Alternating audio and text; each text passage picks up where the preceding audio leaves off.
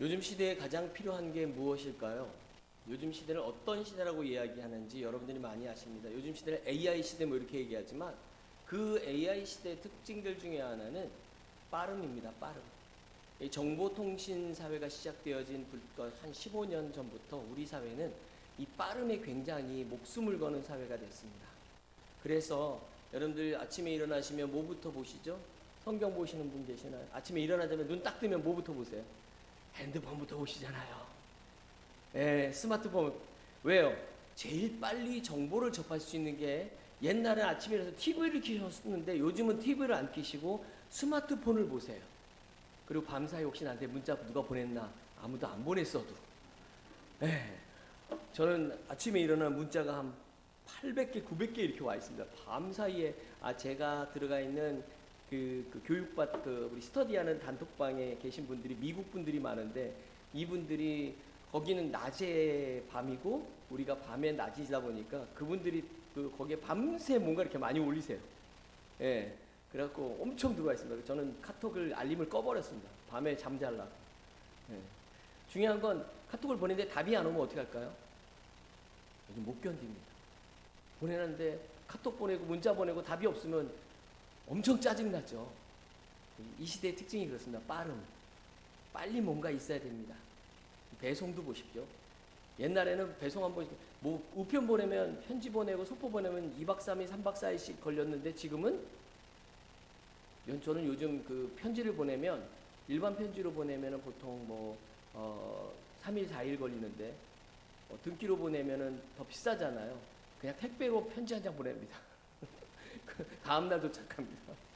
네, 등기보다 더 빠르고 정확합니다. 네, 요즘 많이 빨라졌습니다. 그럼에도 불구하고 사람들은 여전히 빠름을 찾습니다.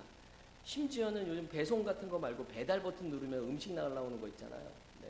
안 써보신 분들도 계십니다. 우리 나이 드신 분들은 눈이 침침해갖고 그 스마트폰을 잘 못 눌러갖고 좀 어려워하시는 분이 있는데 대부분 요즘 그 자녀들은 아마 다 쓰실 겁니다. 젊은 사람들 50대 이상은 다 배달 버튼 씁니다. 50대, 60대까지는 다 쓰시고 70대, 80은 안 보여서 못 쓰신다 그러더라고요. 근데 배송시키잖아요. 배달시키잖아요. 음식 배달시키면 어떻게 하는지 아십니까? 사람들이 계속 스마트폰만 보고 있습니다. 언제 오나. 거기 보면 오죽했으면 현재 배송기에서 위치까지 다 나옵니다. 예. 하도 사람들이 언제 와요 전화를 하니까 그걸 집어넣은 겁니다. 기다리지 못하는 거죠. 그래서 이 시대를 갖다가 뭐라고 부르냐면 이 시대를 기다림이 사라진 시대라고 부릅니다. 못 기다리는 시대라고 부릅니다. 그리고 그 기다림이 사라진 자리에는 짜증과 조급함이 그리고 비교가 앉아 있습니다.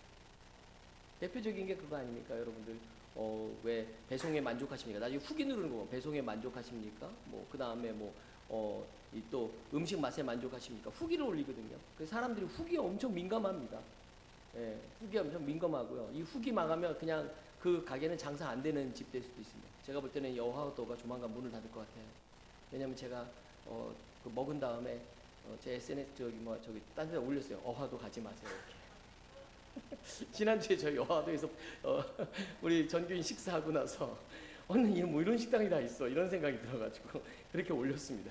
요즘 후기가 중요한 시대가 됐습니다. 네, 여러분 이 시대의 특징들 중에 하나가 기다리지 못하는 시대의 특징들 중에 하나가 뭐냐면은 남과 자신을 비교해서 또 기다리지 못합니다.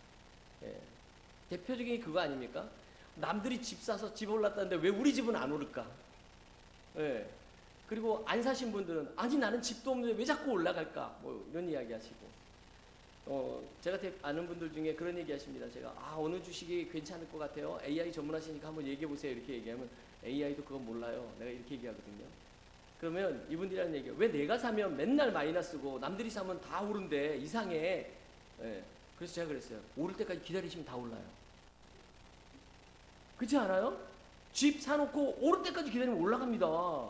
예. 올라가기 전에 팔려고 하니까 그렇지. 당연한 거 아니겠습니까? 기다리지 못하기 때문에 그렇습니다. 유튜브들 보면 유튜브에 뭐 다 잘 사는 것만 나오는데 왜 나는 이렇게 힘드냐고 그러시길래 좀 기다리시면 좋은 날 올 겁니다. 그때까지 기다려 보세요. 저 사람들도 그때까지 기다렸다 올린 거예요. 이렇게 제가 얘기를 하거든요. 남들은 다 건강한데 왜 나만 아프냐고. 그래서 제가 그랬죠. 운동하시고 기다려보시라고. 그럼 건강해질 거라고. 기도해도 응답 없다고 계속 기다려보시라고. 응답 올 거라고.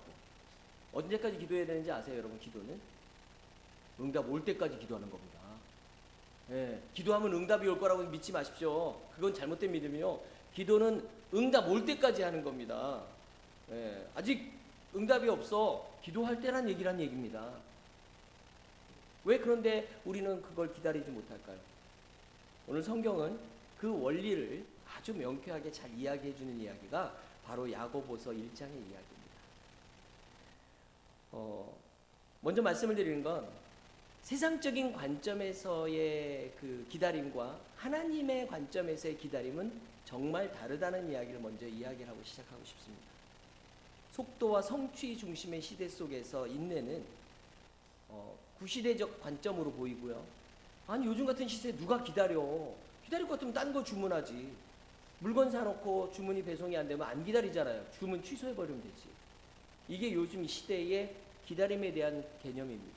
그런데 성경은 영혼은 느리게 자라는 게 원칙이고, 거룩함은 시간이 쌓여야 생기는 게 원칙이고, 성령의 열매는 갑자기 어느 날 푹 익어서 뚝 떨어지는 게 아니라 오랜 시간 기다림 안에서 익어가는 게 성령의 열매라고 성경은 이야기하고 있습니다. 야고보서 1장 2절부터 4절까지 특히 이 본문 말씀 고부 중심은 이런 시대를 살아가는 우리한테 너무나도 명확하고 너무나도 불편하고 동시에 너무나 큰 위로가 되는 메시지를 주고 계시는 겁니다. 특별히 여러 가지 시험을 만나거든 이라는 말이 나오는데 성경은 우리에게 너희들이 여러 가지 시험을 당한다라고 미리 얘기하고 있는 겁니다. 그리고 그 시험 속에 인내를 하라라고 이야기를 하고 있는 겁니다. 오늘 본문을 읽다 보면 우리가 흔히 사용하는 세상의 개념인 참는 인내, 이 참는 인내, 버티는 인내, 견디는 인내, 이건 기독교인의 인내가 아니라는 걸 오늘 성경을 볼 수 있습니다. 그래서 오늘 그 본문의 내용을 가지고 우리가 함께 하나님의 말씀을 은혜 가운데 나누려고 합니다. 오늘 성경의 배경은 이런 겁니다. 오늘 성경의 배경은 야고보가 예루살렘 교회의 지도자로서 편지를 보냈는데 누구한테 보냈냐면 고난 속에 흩어져 있는 유대 그리스도인 공동체에 보내는 목회적 메시지입니다. 이렇게 시작하죠. 하나님과 주 예수 그리스도의 종 야고보는 12지파 사람들에게 메시지를 보내는 편지를 쓴다라고 나옵니다. 그런데 여러분 보세요. 이 편지의 대상이 12지파 사람이지만 실제로 그는 유대인들을 향해서 쓰는 편지는 아닙니다. 여러분 제가 편지를 썼으면 예를 들면 제가 사랑하는 성도님들하고 편지를 쓰면 누구한테 보낸 편지인가요? 세중앙교회 분들한테 보낸 거죠. 모든 기독교인들한테 제가 편지를 쓰겠습니까? 놀래라. 네. 모든 기독교인들한테 편지 쓸 일 없죠. 세중앙교회 교인들한테 보내는 겁니다. 대상이 정해져 있는 겁니다. 야고보가 모든 12지파에 속한 유대인들한테 편지를 보냈다라고 얘기해서 유대 지파에 속한 모든 사람한테 보내는 편지가 아닙니다. 왜냐하면 모든 유대인들 중에는 예수를 믿지 않는 사람이 대부분입니다. 유대인들은 당시에 예수 그리스도를 믿지 않았습니다. 하나님이 이 땅에 오셔서 십자가를 돌아오셨다고 믿지 않았습니다. 예수는 그냥 선지자 중에 한 명이다라고 생각하고 있고 그 생각은 지금도 이스라엘에 그대로 전해지고 있습니다. 여러분 세상 끝까지 복음이 전해지면 주님 다시 오신다 그랬죠. 그죠? 세상의 끝이 어디예요? 세상 끝이에요. 우리 어렸을 때 노래 불렀잖아요. 앞으로 앞으로 앞으로 앞으로 빰빰빰 노래 불렀죠. 네. 지구는 둥글어요. 자꾸 걸어가면 제자리 옵니다. 여러분 그거 아시죠? 자꾸 걸어가면 어디 가요? 제자리 옵니다. 끝이 어디예요? 출발점이에요. 출발점. 예수님이 계셨던 곳이 어디예요? 그 시작점이 예루살렘이죠. 예. 그럼 예수님이 세상 끝은 어디예요? 돌아서 세상 끝까지 다 돌았어. 왔어. 어디예요? 다시 예루살렘이에요. 그래서 얘기합니다. 예루살렘에 모든 유대인들이 하나님의 자녀가 그러니까 예수 그리스도를 믿어서 구원받게 될 때 주님 오실 거다. 이런 얘기까지도 하십니다. 예. 설교하시는 분들이 그런 얘기도 하십니다. 그만큼 유대에는 예수를 믿는 사람들이 이스라엘에는 예수 믿는 사람이 없습니다. 예수님을 이 땅에 온 선지자 중에 한 분으로 보지 살아계신 하나님을 인정하지 않습니다. 그리고 그분이 우리 죄를 위해서 대신 죽으셨다고 믿지 않습니다. 그런 이스라엘 것들이 성탄절은 또 지킵니다. 웃겨요. 크리스마스 놀죠. 네. 야고보가 편지를 보낸 사람들은요, 전 세계에 흩어져 있는 유대인들 중에서 누구겠어요? 예수 믿는, 예수 그리스도를 믿어서 구원을 받은 하나님의 백성들한테 지금 편지를 보내고 있는 겁니다. 왜 편지를 보냈는지 아십니까? 이 사람들이 굉장히 힘든 상황에 있어요. 예, 흩어져 있는 디아스포라라고 하는 이 유대 공동체에 있는 이 사람들은 굉장히 힘든 상태인데 어떻게 힘드냐면요, 여러 가지 시험이 실제로 어떤 이렇게 얘기를 합니다. 이 사람들은요, 야고보서 전체를 보니까 경제적 압박, 빈부의 격차, 가난한 자와 부한 자의 극명한 대비 속, 그 다음에 부유한 자들의 착취, 뭐 품꾼의 삭을 떼먹는 부자들, 이런 속에서 경제적인 그 시험 속에 있었고요.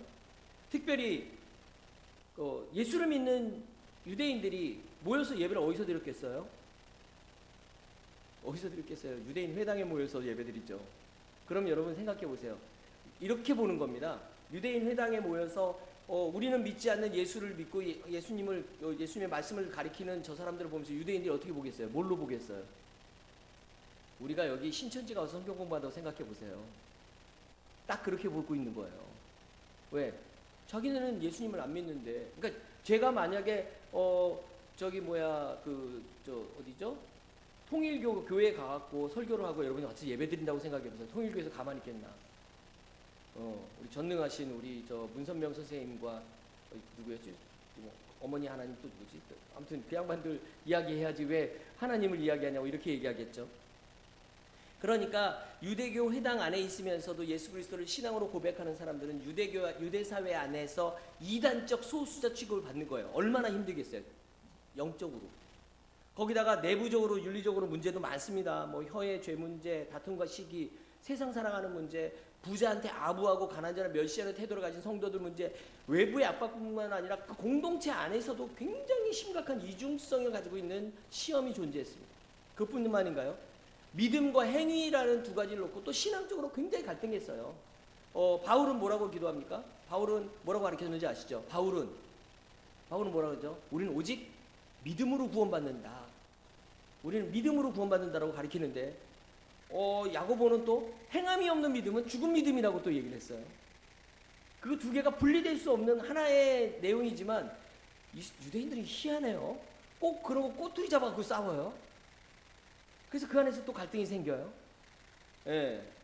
그래서 이 여러 가지 시험, 오늘 야고보서 1장에 나오는 여러 가지 시험은 그냥 추상적인 일반적인 고난의 일반이 아니라 그들이 결정하는 경제, 관계, 신앙, 정체성 이런 거의 총합이 지금 몰려 있습니다. 너무 힘들어요. 이렇게 힘들어 있는 유대인들을 향해서 야고보가 이렇게 얘기합니다. 너희가 지금 겪고 있는 이 여러 가지 시험을 온전히 기쁘게 여겨라. 이 말은요, 좋게 생각해라, 긍정적으로 생각해라 라고 말하는 이런 심리적 위로가 아닙니다.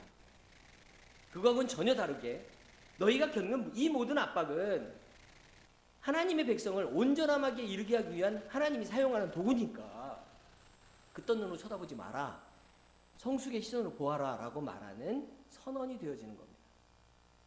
그래서 야고보서 1장 우리가 방금 읽은 상황적 배경을 보면서 우리는 이렇게 이해할 수 있습니다. 야고보가 하는 이야기를 그대로 한다면 그리스도인들은 시험 안에서 인내하고 인내 안에서 성숙해야 된다라는 겁니다. 그래서 오늘 본문을 세 개로 나눠봤습니다. 본문을 하나는 시험, 그 다음에 하나는 인내, 하나는 완전함. 이게 오늘 성경에서 세 가지 핵심 포인트입니다. 첫 번째, 여러분 고난과 시험이 뭔지 아십니까? 이걸 이해하셔야 됩니다. 먼저 결론을 내놓고 말씀드릴게요. 고난과 시험은 포장된 은혜입니다. 껍질을 까잖아요. 포장지 막 까잖아요. 그러면 고난이라는 시험이라는 포장지를 벗겨내면 그 안에 뭐가 들어있어요? 하나님의 은혜가 들어있습니다. 근데 그 은혜가 인내라는 걸로 찾아오는 겁니다. 오늘 본문에서 보면 여러 가지 시험을 만나거나 온전히 기쁘게 여기라라고 2절에서 얘기하는데, 사실 시험 만나서 기쁘게 여길 수 있는 사람 여기 몇 명이나 되세요? 여러분 시험이 닥치면 다 힘들죠? 그 기쁘게 여길 사람 손 들어보세요. 아, 힘들어요. 그럼 어떻게 기쁘게 여기겠습니까? 신앙의 초보뿐만 아니라요, 오래 신앙생활한 사람도 시험을 기쁘게 여기는 건 받아들이기 어렵습니다. 왜냐하면 시험은 우리를 고통 주고 우리의 마음을 흔들고 자존심을 무너뜨리고 어떨 때는 신앙의 기초마저 흔들어 놓습니다. 그래서 야고보는 이 시험을 무너짐의 도구가 아니고 드러남의 도구라고 설명을 하고 있는 겁니다. 하나님은 시험을 통해서 우리의 믿음을 드러내시는 겁니다. 네.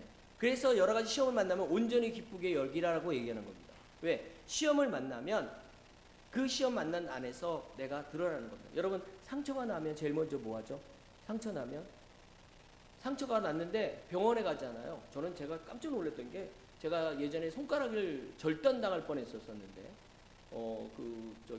비닐하우스 피는 밴딩 기계 손가락에 빨려 들어가고, 예, 손톱도 다 빠져나가고 뼈가 다 드러나고 벌어지고 막 이래갖고 갔는데, 이게 다 벌어져서 빨리 봉합을 해야 되잖아요. 근데 의사가 봉합을 안 하고 한양대학교 구리병원에 갔는데 생리식염수를 계속 붓는 거예요. 아파 죽겠는데 맞지도 않았는데 계속 부어서 계속 씻어내는 거예요. 빨리 수술 안 하고 왜 이러나 했더니 의사 선생님이 얘기가, 상처가 완전히 다 보여야 된다고. 이물질을 다 제거하지 않으면 수술을 할 수가 없다 그러시더라고요. 그래갖고 그걸 다 한 다음에 꼬맸습니다. 실컷 꼬매더니 이게 눌려가지고 이제 그 터져나간 살이다 보니까 살이 이렇게 늘어났어요. 그래서 꼬맸더니 여기가 좀 남았어요. 아이고, 남았네. 그래서 시럽밥을 다시 뜯더니 다시 꼬매고요. 예. 다 꼬맸더니 또 남았어요. 또 남았네. 다시 꼬매고 3번을 꼬맸어요. 그러면서 하더라고요. 아, 꼬매보니까 어떻게 되는지 알겠네요. 이렇게 얘기하시더라고요. 이런 된자. 여러분, 시험은 그런 겁니다. 시험에 들어가면 우리의 모습들이 드러납니다.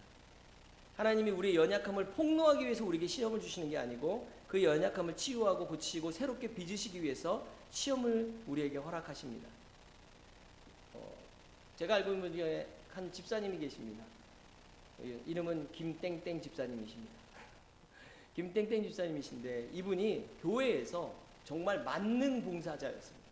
정말 모든 일을 다 해요. 주방에서 뭐 하다가 뭐 안 되면 집사님, 이분이 와갖고 다 고쳐주고요. 교회 내에서 청소도 하시고 아침에 일찍 오시고 화장실 청소 다 하시고 뭐 정말 열심히 교회에서 봉사를 하시는 분이 계셨습니다. 그분 안 계시면 교회가 안 돌아갈 것 같아요. 교회 모든 잡일은 그분이 다 하십니다. 등 깜빡깜빡 되면 오셔갖고 뭐 등 다 가시고요. 이분이 다 하셨습니다. 그래서 이분한테 그 목사님이나 집사님들이 집사님 고마워요. 역시 집사님 최고야. 이렇게 얘기하면 아유 뭘요. 제가 좋아서 하는 일인데요. 늘 이렇게 이야기를 하시더라고요. 그런데 이분의 속마음은 아마 좀 달랐었습니다. 이분의 속마음은 좀 달랐는데 뭐가 있었냐면 내가 하는 걸 인정받고 싶은 마음이 꽤 있었었나 봅니다.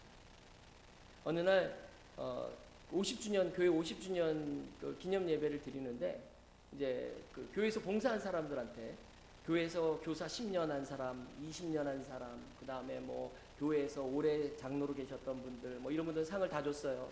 그래서 열려가지고 교인들한테 감사패를 막 나눠줬습니다. 그래갖고 이렇게 나눠줬는데 뭐 수상자 명단에 교회 재정에 큰 기여를 했던 우리 장로님도 계셨고, 헌신적인 태도로 교사를 맡았던 권사님도 계셨고, 꾸준히 열심히 섬겨왔던 교회에서 봉사해서 차량 운행을 했던 집사님도 계셨고, 다 하고 상 다 나눠주고 앞에서 사진을 찍었는데 그 김 집사님 이름이 없었어요.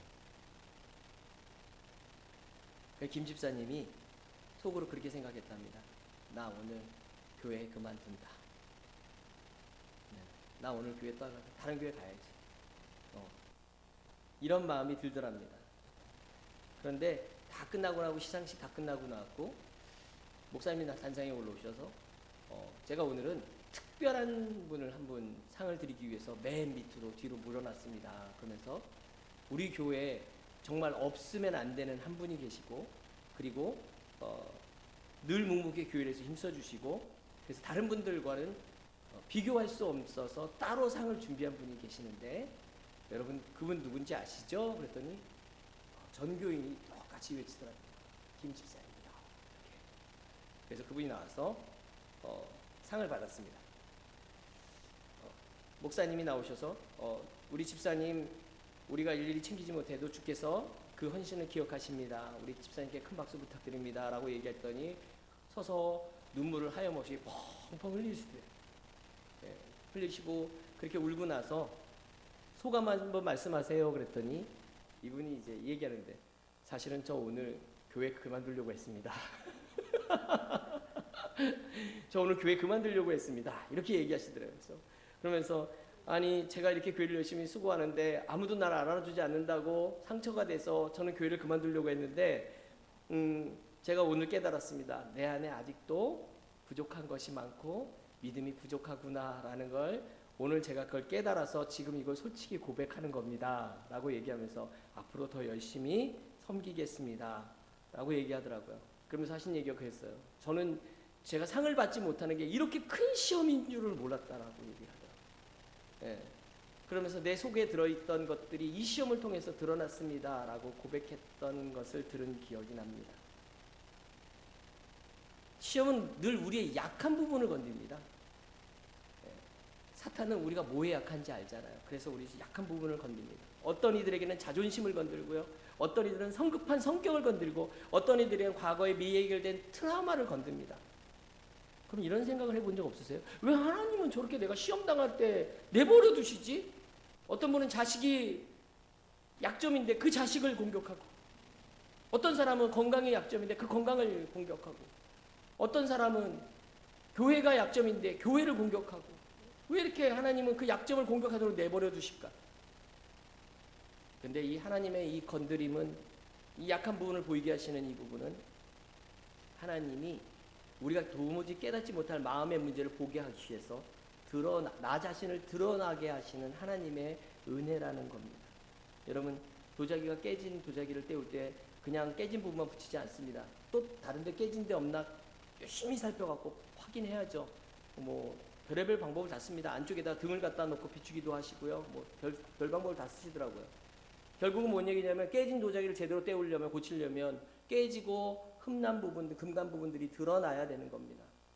시험은 깨지고 금간 부분이 드러나는 시간입니다. 그리고 이것은 나를 무너뜨리는 것이 아니고 우리를 성숙과 회복으로 이끌기 위한 하나님의 부르심이라는 겁니다. 그래서 이 시험을 통해서 뭐가 만들어지냐면 바로 인내가 만들어지는 겁니다. 인내는요, 시험을 통과할 때 만들어지는 영적 근육이라고 말합니다. 3절 말씀 같이 읽어볼까요? 1장 3절 말씀 시작. 이는 너희의 믿음의 시련이 인내를 만들어내는 줄 너희가 알미라. 사람들이 착각하는 게 있습니다. 우리 안에 인내가 있다고 생각을 해요. 우린 타고나면서부터는 인내가 있어. 이런 사람 보셨어요? 여러분 사람에게 인내가 있을까요? 없을까요? 아기를 보면 압니다. 갓 태어난 갓난아 아기는 사람의 원초적인 모습 그대로지 않습니까? 그 아이가 인내가 있어요? 없어요? 없어요. 배고프면 울어요. 짜증나면 안 참아요. 똥 마려우면 안 참아요. 오줌도 안 참아요. 그냥 다 버리고 다 뱉고 인내는 존재하지 않습니다. 이게 사람의 본질적인 모습입니다. 그런데 커가면서 성장하면서 어떻게 되죠?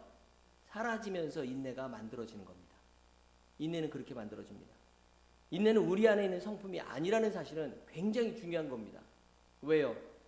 사람의 모든 성품이 그렇듯이 인내는 자연적으로 만들어지는 게 아니라 살면서 만들어진다면 그리스도인에게 인내는 어떻게 만들어지느냐? 시험의 현장 속에서 길러지는 영적 근육이 되어지는 겁니다. 여러분 시험 당할 때마다 뭐가 생기는지 아십니까? 인내가 만들어지는 겁니다. 그저 버티고 침묵하고 억지로 숨 참는 그런 인내가 아니라 전진하는 인내가 되어지는 겁니다. 더 나아가기 위해서 우리의 인내가 만들어지는 거고 하나님께 더 버티고 잘 살기 위해서 인내가 만들어지는 겁니다. 어떤 성도가 직장에서 굉장히 오랫동안 부당함을 견뎌냅니다. 그리스도인이라는 이유로 회식 때 나 술 안 먹습니다. 전 그리스도인 안 먹습니다. 이 말 한마디 던졌다가 굉장히 부당함을 견뎌야 했답니다. 억울하지만 하나님께 맡기고 기도했습니다. 예, 감정적으로 반하고 싶은 순간 입 다물고 기도하고 그냥 더 버티고 견뎠습니다. 그랬더니 시간이 지날수록 그의 믿음이 더 깊어지더랍니다. 판단은 신중해졌고 말도 더 부드러워지더라는 겁니다. 부당함을 통해서 인내를 만들어내는 과정을 겪고 있었던 겁니다. 여러분 제가 살면서 제가 보시기에 제가 좀 인내가 좋아 보이나요? 나빠 보이나요? 여러분 보시기에 저 최진희 목사는 인내가 없어 이렇게 얘기하시는 거예요. 저 굉장히 인내심이 좋은 사람입니다. 제가 인내심이 얼마나 좋은지는 제가 강의하는 학교의 학생들이 다 압니다. 학생들이 교수님 이거 안 되는데요, 저거 안 되는데요 계속 불러도 아무 말 없이 가고 다 해주고 다 해줍니다. 학생들이 보면서 교수님 정말 좋은 분인 것 같아요. 제 별명이 그래서 친절한 최 교수입니다. 놀랍죠? 예, 제가 목사인 거 모르는 사람들도 다 합니다. 저 사람 되게 친절해. 그 친절함이 어디서 나오는지 아시나요? 인내에서 나오는 겁니다. 참아주는 거에서 나오는 거거든요. 그런데 제가 살면서 이게 제 인내가 어떻게 만들어졌는지 아십니까? 제가 살면서 살아왔던 삶을 제가 한번 정리를 해봤더니 제 삶에서 망한 건 80%고요. 행복했던 시간이 20%더라고요. 예. 그러니까 저는 내가 노력했는데 안 된 게 더 많아요. 열심히 했는데 안 된 것도 더 많고요. 했던 것보다도 더 많은 실패가 있습니다. 그 80%의 망한 삶 속에서 하나님은 제게 인내를 갖게 만드셨고요. 인내를 만들어 주셨습니다. 그리고 그 어렵고 힘든 시간 속에서 인내라는 영적인 내구성, 관계적 사랑의 근육들이 자라나게 하셨습니다. 인내는요, 하루아침에 만들어지는 게 아닙니다. 특별히 그리스도인의 인내는 반드시 고난과 시련을 통해서 만들어지는 겁니다. 바울 사도가 로마서 5장 3절 4절에서 이렇게 말합니다. 환난은 인내를, 인내는 연단을, 연단은 소망을 이루느니라. 믿으십니까? 여러분, 우리의 인내는요, 환난이라는 땅에서, 시험이라는 땅에서 싹이 트고요, 반복되는 선택과 결단으로 자라나고 영적 성숙의 시간 속에서 튼튼한 줄기로 성장하는 겁니다. 하나님 우리의 성격을 단순히 착하게 만들고 싶은 게 아니에요. 예, 하나님은 우리를 그리스도를 닮은 사람으로 빚고자 하십니다. 천국에 가면 천국 백성이 돼야 되는데 천국 백성 되기 이전에 천국 백성에 다운 삶을 살기를 원하시는 겁니다. 그게 인내하는 사람입니다. 여러분 기억하십시오. 십자가를 지신 예수님이 고난 속에서, 시험 속에서 뭐 하셨죠? 인내하셨습니다. 우리도 그 길을 따라가야 된다는 겁니다. 세 번째로, 왜 우리가 시험을 당하면 인내를 겪고 그 인내를 통해서 무엇을 얻을 것인가 라는 질문에 대해서 이렇게 답을 드릴 수 있습니다. 시험을 통해서의 인내가 생기면 그 인내를 통해서 우리는 온전해질 수 있습니다. 야고보서 1장 4절 말씀 한번 보겠습니다. 야고보서 1장 4절 다 같이 읽습니다. 이는 너희로 온전하고, 여기서부터 인내를 온전히 이루라 다음부터 시작. 이는 너희로 온전하고 구비하여 조금도 부족함이 없게 하려 함이라. 아멘. 여러분 여기서 온전함이란 말은 완벽함이란 말이 아닙니다. 온전함이란 말은 완벽함이란 말이 아니고요, 하나님이 의도하신 목적에 준비된 상태일 뿐입니다.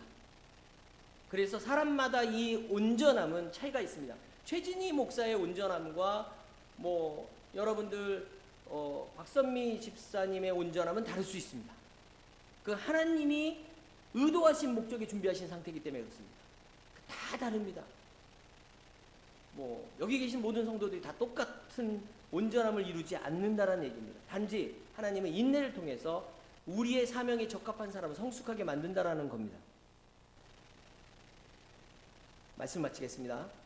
시험은 나를 드러내고, 인내는 나를 자라게 하고, 온전함은 하나님이 나를 목적에 맞게 준비시키는 과정이 되어지는 겁니다. 시험 두려워하지 마십시오. 시험을 피하려고 하지 마십시오. 시험이 다가오면 뭐 해야 됩니까? 그래서 인내하기 위해서 뭐가 필요할까요? 우리가 시험 가운데 인내하려면, 인내하면서 인내가 자라나는 뭐가 필요할까요? 내 힘으로 할 수 있어요, 없어요? 없어요. 그래 뭐가 필요해요? 그래서 기도가 필요한 겁니다. 왜 하나님 안 들어주시지 하지 마시고요, 하나님 들어주실 때 기도해야 되는 겁니다. 들어주실 때까지 기도해야 되는 겁니다. 이게 인내의 방법입니다. 인내의 근육이 점점 늘어나는 방법입니다. 저는 아직까지도 제가 기도하고 있는 기도 제목이 있는데, 저희 친척들 중에 예수 안 믿는 친척이 한 분이 있습니다. 그분, 저희 둘째 큰어머니 아직 예수 안 믿으신데 그분 예수 믿게 해달라고 기도하고 있는데, 제가 이 기도를 한 지가 60년이 아니 50년이 됐습니다. 5살 때부터 기도했으니까 50년을 기도했는데 아직도 응답이 없습니다. 들어주실 줄 믿습니다. 인내하는 겁니다. 사람이 겪는 시험은 다양합니다. 가정 문제도 있고요, 직장 문제도 있고요, 자녀 문제도 있고요, 미래에 대한 불확실성도 있고요, 뭐 내면에 나 혼자 스스로 갈등하고 있는 여러 가지 문제들도 있습니다. 경제적인 문제도 있습니다. 그러나 성경은 모든 시험은 인내를 만들고 인내는 우리를 온전하게 한다라고 약속하고 계십니다. 시험을 피하고 싶은 마음은 당연한 겁니다. 그러나 하나님이 우리에게 원하시는 것은 도망이 아니고 이 시험을 다시 한번 바라봐라. 다시 재해석해서 봐라. 하나님은 그렇게 말씀하고 계시는 겁니다. 시험을 만났을 때 이렇게 기도하십시오. 하나님, 이 시험 속에서 무엇으로 나를 빚으실지 내가 보게 해 주십시오. 하나님, 내게 믿음의 눈을 주십시오. 라고 기도하십시오.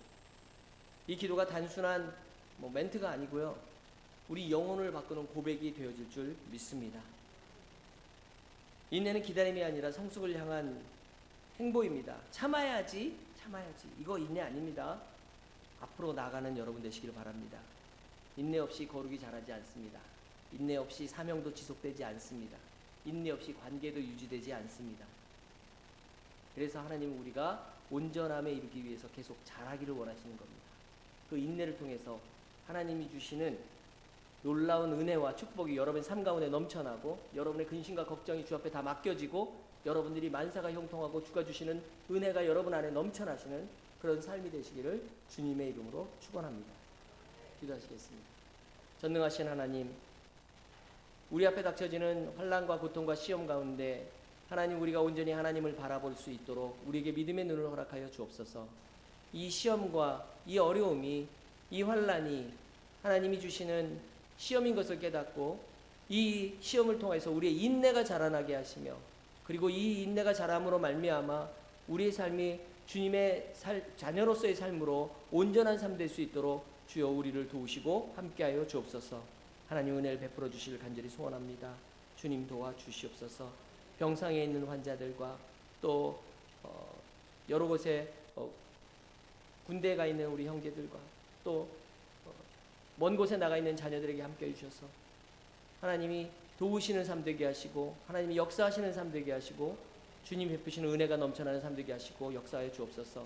우리의 가족들이 아직까지 예수를 믿지 않는다고 포기하지 않게 하시며 인내하고 기도하는 우리 되게 하여 주옵소서.